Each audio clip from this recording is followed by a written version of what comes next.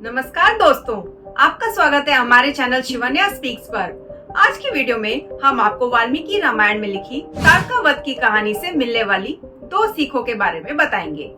पहला, क्या हमेशा हमें अपने गुरु और धर्म का आंख बंद कर पालन करना चाहिए या कभी अपनी अंतरात्मा की बात सुननी चाहिए?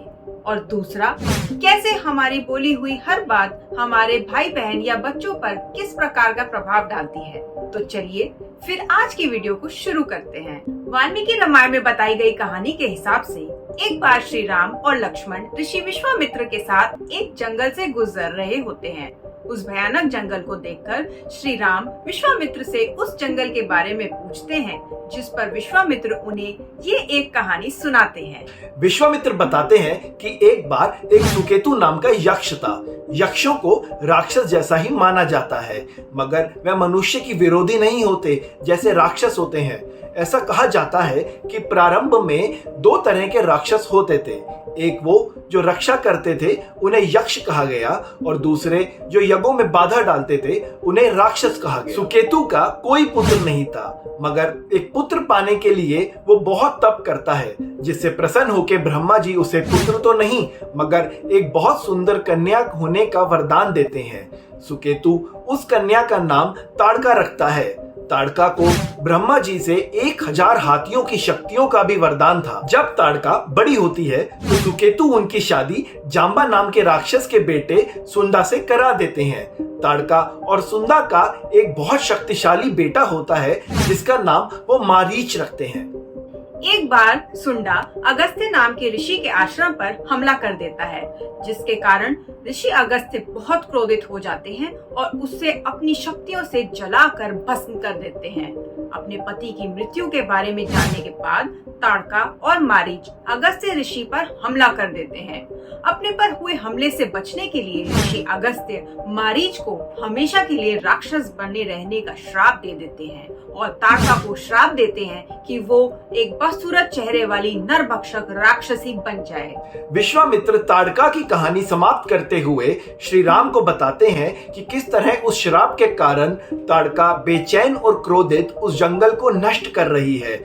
विश्वामित्र श्री राम से उस जंगल में रहने वाले ब्राह्मणों के लिए ताड़का का वध करने को बोलते हैं। एक स्त्री जो भले ही राक्षस हो, उसे मारने की बात सोचकर श्री राम थोड़े चिंतित हो जाते हैं, जिसे देखकर विश्वामित्र उन्हें उनका राजधर्म याद दिलाते हैं और बताते हैं कि किस तरह एक क्षत्रिय को मानवता के हित के कारण कई बार ऐसे कार्यों को भी अंजाम देना पड़ता है जो भले ही पाप माने जाते हैं। विश्वामित्र की बात सुनकर श्री राम ताड़का का वध करने को तैयार हो जाते हैं।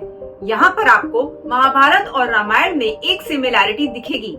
जैसे महाभारत में अर्जुन इस असमंजस में होते हैं कि वो अपने परिवार, अपने कुल की कैसे हत्या कर सकते हैं, वैसे ही श्री राम भी अपने असूल और मर्यादा के कारण एक स्त्री को मारने में हिचकिचा रहे होते हैं। मगर जिस तरह गीता का वो उपदेश जो श्री कृष्ण अर्जुन को देते हैं, वही गीता का सार विश्वामित्र भी श्री राम को बताते हैं कि किस तरह एक क्षत्रिय का धर्म किसी भी मनुष्य के प्राणों से बढ़कर है, भले ही वो एक स्त्री ही क्यों ना हो। ऋषि विश्वामित्र की बात मानते हुए और अपने धर्म को पूरा करते हुए श्री राम अपने धनुष उठाते हैं और उसकी प्रत्यंचा से बादलों की गरजने जैसी आवाज करते हैं।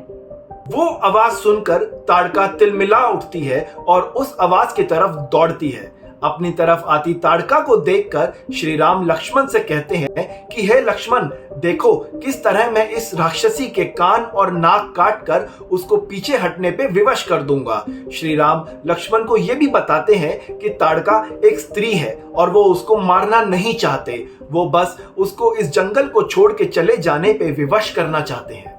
अभी श्री राम लक्ष्मण से बात ही कर रहे होते हैं कि ताड़का दोनों भाइयों पे पत्थरों की बारिश कर देती है, जिसे श्री राम अपने तीरों से रोक लेते हैं और ताड़का के दोनों हाथ काट देते हैं। लक्ष्मण भी ताड़का के कान और नाक तभी काट देते हैं।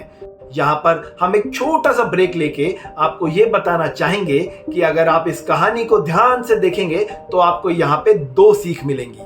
पहला, राम भगवान के चरित्र का एक ऐसा भाग जिसमें भले ही उनके गुरु उन्हें ताड़का का वध करने को बोल रहे हैं, भले ही उनका धर्म भी वही मांग कर रहा है, फिर भी वो ताड़का को डराकर या थोड़ी बहुत हानि पहुंचाकर एक स्त्री की हत्या नहीं करना चाहते। ये कहानी हमें ये शिक्षा देती है कि भले ही जीवन में हमें हमारे गुरु और कर्तव्य कोई रास्ता चुनने को बोले, पर हमें अपनी अंतरात्मा की बात को कभी नजरअंदाज नहीं करना चाहिए। दूसरा, किस तरह श्री राम के छोटे भाई लक्ष्मण अपने बड़े भाई से ये सीखते हैं कि अगर किसी स्त्री को डराकर पीछे हटने पर विवश किया जा सकता है तो उसे मारने की आवश्यकता नहीं है।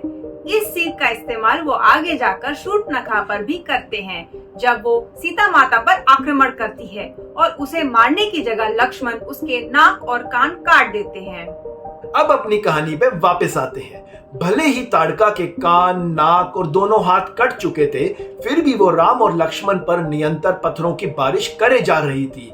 यह देखकर विश्वामित्र श्री राम को बताते हैं कि बहुत जल्द सूर्यास्त होने वाला है और उसके बाद ताड़का को मारना असंभव हो जाएगा।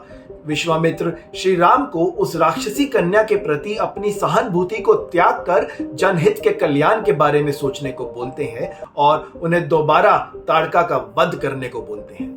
अंत में विश्वामित्र की बात मानते हुए श्री राम अपना धनुष उठाते हैं और ताड़का की छाती में एक तीर मारते हैं, जिसके कारण वो जमीन पर गिरकर मर जाती है। और इस तरह श्री राम भगवान ताड़का का वध कर उस जंगल को उसके प्रकोप से मुक्त करते हैं।